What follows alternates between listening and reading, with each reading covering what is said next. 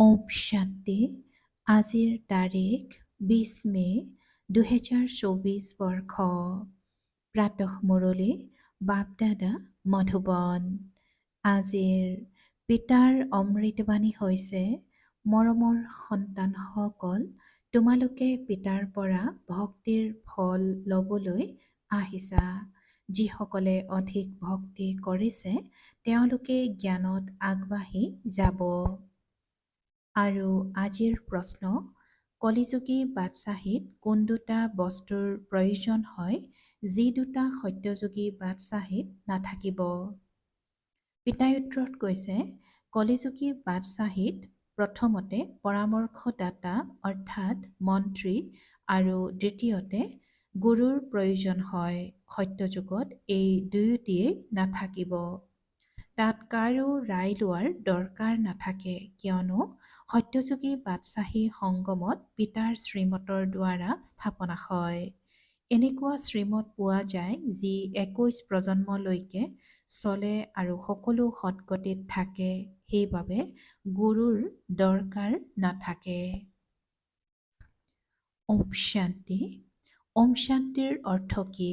স্বধৰ্মতে বহা বা নিজক আত্মা বুলি বুজি বহা, তেতিয়া শান্তিত বহিবা। ইয়াকেই স্বধৰ্মত বহা বুলি কোৱা হয়। ভগৱানুবাস অৰ্থাৎ স্বধৰ্মত বহা। এতিয়া তোমালোকক বেহদৰ পিতাই বেহদৰ পাঠ পঢ়ায়, কিয়নো পিতা হৈছে বেহদৰ সুখ দেউতা। পঢ়াৰ দ্বাৰা সুখ পোৱা যায় নহয়। এতিয়া পিতাই কয়, নিজক আত্মা বুলি বুজি বহা, বেহদৰ পিতা তোমালোকক হীৰাতুল্য কৰি তুলিবলৈ আহিছে। হীৰাতুল্য দেৱী দেৱতাসকলহে হয়। সেয়া কেতিয়া হয়? ইমান উচ্চ পুৰুষোত্তম কেনেকৈ হয়? এয়া পিতাৰ বাহিৰে আন কোনেও ক'ব নোৱাৰে। প্ৰজাপিতা ব্ৰহ্মাৰ সন্তান তোমালোক ব্ৰাহ্মণ হৈ গলা, আকৌ তোমালোক দেৱতা হ'ব লাগে। ব্ৰাহ্মণৰ টিকনি থাকে। তোমালোক শূদ্ৰৰ পৰা ব্ৰাহ্মণ হৈছা। তোমালোক প্ৰজাপিতা ব্ৰহ্মাৰ মুখ বংশাৱলী, কোষ বংশাৱলীটো নহয়। কলিযুগী সকলো কোষ বংশাৱলী। পিতাই আজি কৈছে যে কলিযুগীসকল হৈছে কোষ বংশাৱলী। সাধু সন্ত ঋষি মুনি আদি সকলো দাপৰৰ পৰা কোষ বংশাৱলী হৈছে। এতিয়া কেৱল তোমালোক প্ৰজাপিতা ব্ৰহ্মাকুমাৰ কুমাৰীসকলহে মুখ বংশাৱলী হৈছা। এয়া হৈছে তোমালোকৰ সৰ্বোত্তম কুল, দেৱতাসকলতকৈও উত্তম, কিয়নো তোমালোকক পঢ়াওঁতা মনুষ্যৰ পৰা দেৱতা কৰি তোলোতা পিতা আহিছে। সন্তানসকলক বহি বুজায়, কিয়নো ভক্তি মাৰ্গৰ লোকসকল ইয়ালৈ নাহে, ইয়ালৈ জ্ঞান মাৰ্গৰ সকলহে আহে। তোমালোক বেহদৰ পিতাৰ পৰা ভক্তিৰ ফল ল'বলৈ আহা। এতিয়া ভক্তিৰ ফল কোনে ল'ব? যিসকলে সকলোতকৈ বেছি ভক্তি কৰিছে তেওঁলোকেই পাথৰৰ পৰা পাৰস বুদ্ধিৰ হয়।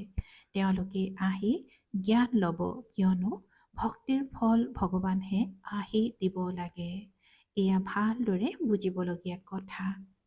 এতিয়া তোমালোক কলিযুগীৰ পৰা সত্যযুগী, বিকাৰীৰ পৰা নিৰ্বিকাৰী হোৱা অথবা পুৰুষোত্তম হোৱা। তোমালোক এনেকুৱা লক্ষ্মী নাৰায়ণৰ নিচিনা হ'বলৈ আহিছা। এওঁলোক ভগৱান ভগৱতী, গতিকে নিশ্চয় এওঁলোকক ভগৱানেহে পঢ়াব। ভগৱানুবাস। কিন্তু ভগৱান বুলি কাক কোৱা হয়? ভগৱানটো এজনেই হয়।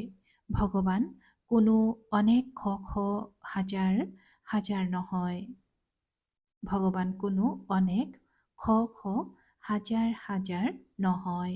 মাটি পথাৰত নাথাকে। পিতাক নজনা কাৰণে ভাৰত কিমান কঙাল হৈ গৈছে। এতিয়া সন্তানসকলে জানে যে ভাৰতত এওঁলোকৰ লক্ষ্মী নাৰায়ণৰ ৰাজধানী আছিল। এওঁলোকৰ সতি সন্তান আদি যি আছিল ৰাজধানীৰ মালিক আছিল। তোমালোক ইয়ালৈ আহিছাই ৰাজধানীৰ মালিক হ'বলৈ। এতিয়াতো এওঁলোক নাই। ভাৰতত এওঁলোকৰ ৰাজ্য আছিল। সন্তানসকলক বুজোৱা হয়, যেতিয়া এই দেৱী দেৱতাসকলৰ ৰাজধানী আছিল, সূৰ্যবংশী আৰু চন্দ্ৰবংশী আছিল, তেতিয়া অন্য কোনো ধৰ্ম নাছিল। এই সময়ত আকৌ আন সকলো ধৰ্ম আছে। এই ধৰ্মটি নাই। এয়া আধাৰ হয়, যাক মূল কাণ্ড বুলি কোৱা হয়। এই সময়ত মনুষ্য সৃষ্টিৰূপী বৃক্ষৰ গোটেই মূল কাণ্ড পচি গৈছে, বাকী সকলো থিয় হৈ আছে। এতিয়া সেই সকলোৰে আয়ুস পূৰা হয়। এয়া মনুষ্য সৃষ্টিৰূপী বিচিত্ৰ বৃক্ষ, ভিন্ন নাম ৰূপ দেশ কাল অনেক নহয় জানো। কিমান ডাঙৰ বৃক্ষ, পিতাই বুজায়। কল্পই কল্পই এই বৃক্ষ জৰাজীৰ্ণ তমোপ্ৰধান হৈ যায়, তেতিয়া পুনৰ মই আহোঁ। তোমালোকে মোক আহ্বান জনোৱা, বাবা আহক, আমাক পতিতসকলক আহি পাৱন কৰি তোলক। সেই পতিত পাৱন বুলি কয়, সেয়েহে নিৰাকাৰ পিতাহে স্মৃতিলৈ আহে। চাকাৰীটো কেতিয়াও স্মৃতিলৈ নাহিব। পতিত পাৱন সদ্গতিদাতা হয়ে এজন। যেতিয়া সত্যযুগ আছিল তেতিয়া তোমালোক সদ্গতিত আছিলা, এতিয়া তোমালোক পুৰুষোত্তম সংগম যুগত বহি আছা, বাকী আন সকলো কলিযুগত আছে। তোমালোক পুৰুষোত্তম সংগম যুগত আছা। উত্তমতকৈও উত্তম পুৰুষ বা উচ্চতকৈও উচ্চ বুলি একমাত্ৰ ভগৱানক কোৱা হয়। উচ্চ তোমাৰ নাম, উচ্চ তোমাৰ ধাম। উচ্চতকৈও উচ্চজন পৰম ধামত থাকে নহয়। এয়া অতি সহজ বুজিবলগীয়া কথা। সত্যযুগ, ত্ৰেতা, দ্বাপৰ, কলিযুগ, তাৰ পাছত হ'ল সংগম যুগ। ইয়াৰ বিষয়ে কোনেও নাজানে। ড্ৰামাত এই ভক্তিমাৰ্গো ৰচি থোৱা আছে। এনেকৈ ক'ব নোৱাৰা যে বাবাই আকৌ এই ভক্তিমাৰ্গ কিয় ৰচিছে, এয়াটো অনাদি। মই বহি তোমালোকক এই ড্ৰামাৰ ৰহস্য বুজাওঁ। মই যদি ৰচিছোঁ তেন্তে আকৌ ক'বা যে কেতিয়া ৰচিলে। পিতাই কয় এয়াটো অনাদি আছেই, আৰম্ভণি কেতিয়া হ'ল এইটো প্ৰশ্ন উদয় হ'ব নোৱাৰে। যদি কওঁ যে অমুক সময়ত আৰম্ভ হ'ল, তেতিয়া আকৌ ক'বা অন্ত কেতিয়া হ'ব, কিন্তু নহয়। এয়াতো চক্ৰ চলিয়েই থাকে। তোমালোকে ব্ৰহ্মা বিষ্ণু শংকৰৰ চিত্ৰও তৈয়াৰ কৰা। এওঁলোক হ'ল দেৱতা। ত্ৰিমূৰ্তি দেখুৱাই, তাত উচ্চতকৈ উচ্চ শিৱক নেদেখুৱাই, তেওঁক বেলেগ কৰি দিয়ে। ব্ৰহ্মাৰ দ্বাৰা স্থাপনা, সেয়াটো এতিয়া হৈ আছে। তোমালোকে নিজৰ ৰাজধানী স্থাপনা কৰি আছা। ৰাজধানীততো সকলো প্ৰকাৰৰ পদবী থাকে। ৰাষ্ট্ৰপতি, প্ৰধানমন্ত্ৰী, মুখ্যমন্ত্ৰী আছে। এয়া সকলো হৈছে ৰাই দিওঁতা। সত্যযুগত ৰাই দিওঁতা কাৰো প্ৰয়োজন নাই। এতিয়া তোমালোকে যি ৰাই অথবা শ্ৰীমত পোৱা, সেয়া অবিনাশী হৈ যায়। এতিয়া চোৱা কিমান ৰাই দিওঁতা আছে, অনেক আছে। পইচা খৰচ কৰি ৰাই দিবলৈ মন্ত্ৰী আদি আহে। চৰকাৰেও নিজেই কয় এওঁ দুৰ্নীতিগ্ৰস্ত, বহুত খায়। এয়াতো হয়েই কলিযুগ। পিতাই কৈছে যে এয়াতো হয়েই কলিযুগ। তাততো এনেকুৱা নহয়, পৰামৰ্শদাতা আদি দৰকাৰ নাথাকে। এই মত 21 জন্মলৈ চলে, তোমালোকৰ সদ্গতি হৈ যায়। তাততো গুৰুৰো প্ৰয়োজন নাথাকে। সত্যযুগত গুৰু নাথাকে আৰু পৰামৰ্শদাতাও নাথাকে। এতিয়া তোমালোকে অবিনাশী 21 প্ৰজন্মৰ বাবে 21 বৃদ্ধা কাললৈ শ্ৰীমত পোৱা। বৃদ্ধ হৈ পুনৰ শৰীৰ এৰি শিশু হবাগৈ, যেনেকৈ সাপে এখন ছাল এৰি আন এখন লয়। পিতাই বুজায়, মৰমৰ সন্তানসকল, তোমালোক হৈছা ব্ৰাহ্মণ ব্ৰাহ্মণী। গ্ৰন্থততো সকলোৱে, পিতাই কৈছে যে গ্ৰন্থতো সকলোৱে পঢ়ে শুনে যে মলিয়ন কাপোৰ ধুৱে। ভগৱানক মাতে, আপুনি আহি মলিয়ন কাপোৰ অৰ্থাৎ আমাক আত্মাসকলক ধুৱক। আমাৰ অৰ্থাৎ সকলো আত্মাৰ বাবা আহি আমাৰ কাপোৰ পৰিষ্কাৰ কৰক। শৰীৰটো ধুব নালাগে, আত্মাকহে ধুব লাগে, কিয়নো আত্মাহে পতিত হৈছে। পতিত আত্মাক আহি পাৱন কৰক। সেয়েহে পিতাই সন্তানসকলক বুজাই, মৰমৰ সন্তানসকল, মই ইয়ালৈ আহিবলগীয়া হয়। ময়ে জ্ঞানৰ সাগৰ, পবিত্ৰতাৰ সাগৰ হওঁ। তোমালোকে বেহদৰ পিতাৰ পৰা বেহদৰ উত্তৰাধিকাৰ লোৱা। সদৰ পিতাৰ পৰা সদৰ উত্তৰাধিকাৰ পোৱা যায়। সদৰ উত্তৰাধিকাৰত বহুত দুখ, সেইবাবে পিতাক স্মৰণ কৰে, অপাৰ দুখ হয়। পিতাই কৈছে এই 5 বিকাৰ ৰূপী ৰাৱণ তোমালোকৰ সকলোতকৈ ডাঙৰ শত্ৰু। ই আদি মধ্য অন্ত দুখ দিয়ে। সেই মৰমৰ সন্তানসকল, যদি এইটো জন্মত ব্ৰাহ্মণ হৈ কামৰ ওপৰত বিজয়ী হোৱা, তেন্তে জগতজিত হবাগৈ। তোমালোকে দেৱতা হ'বলৈ পবিত্ৰতা ধাৰণ কৰা। তোমালোক আদি সনাতন দেৱী দেৱতা ধৰ্ম প্ৰতিষ্ঠা কৰিবলৈ আহিছা। এয়া হৈছে পুৰুষোত্তম সংগম যুগ। ইয়াত পুৰুষাৰ্থ কৰি পাৱন হ'ব লাগে। কল্পপূৰ্বে সূৰ্যবংশী চন্দ্ৰবংশী কুলৰ যিমান পাৱন হৈছিল তেওঁলোক নিশ্চয় পাৱন হ'ব। সময়টো লাগে নহয়। পিতাই বহুত সহজ উপায় দিয়ে। এতিয়া পিতাৰ সন্তানটো হৈছা। ইয়ালৈ তোমালোক কাৰ ওচৰত আহিছা? তেওঁতো নিৰাকাৰ। তেওঁ এই শৰীৰ ঋণত লৈছে। তেওঁ নিজেই কয়, এয়া হৈছে বহুত জন্মৰ অন্তৰো অন্তিম জন্ম। সেয়েহে এইটো হৈ গ'ল সকলোতকৈ বেছি পুৰণা শৰীৰ। মই আহোঁৱেই পুৰণা ৰাৱণৰ আখৰি সৃষ্টিত আৰু তেওঁৰ শৰীৰত যিয়ে নিজৰ জন্মৰ বিষয়ে নাজানে। এয়া হৈছে বহুত জন্মৰ অন্তিম জন্ম। যেতিয়া এওঁৰ বানপ্ৰস্থ অৱস্থা হয় তেতিয়া মই প্ৰৱেশ কৰোঁ। গুৰুৰ শৰণো সদায় বানপ্ৰস্থ অৱস্থাত লোৱা হয়। এনেকৈ কয় নহয়, ৬০ বছৰ হ'লে লাখুটি ল'বলগীয়া হয়। ঘৰত থাকিলে সন্তানৰ লাখুটি, সন্তানৰ ওপৰত নিৰ্ভয় কৰিবলগীয়া হ'ব লাগিব। সেইবাবে ঘৰৰ পৰা আঁতৰ হোৱা। সন্তান এনেকুৱা যে পিতাকক লাঠিৰে মাৰিবলৈও কুণ্ঠিত নহয়। ক'ব, সোনকালে মৃত্যু হওক যাতে মই ধন পাওঁ। বানপ্ৰস্থীসকলৰ বহুত সৎসংগ হয়। তোমালোকে জানা সকলোৰে সৎগতিদাতা হৈছে এজন। তেওঁ সংগমতহে আহে। সংগমত যেতিয়া তোমালোকে সৎগতি পোৱা তেতিয়া বাকী সকলো শান্তিধামত থাকে। তাকে সকলোৰে সৎগতি হোৱা বুলি কোৱা হয়। পিতাৰ বাহিৰে আন কোনো সৎগতিদাতা হ'ব নোৱাৰে। আন কাকো শ্ৰী অথবা শ্ৰী শ্ৰী বুলি ক'ব নোৱাৰি। শ্ৰী অৰ্থাৎ শ্ৰেষ্ঠ হৈছে দেৱতাসকল। শ্ৰী লক্ষ্মী, শ্ৰী নাৰায়ণ তেওঁলোকক কোৱা হয়। তেওঁলোকক গঢ়ি তোলোতাজন কোন?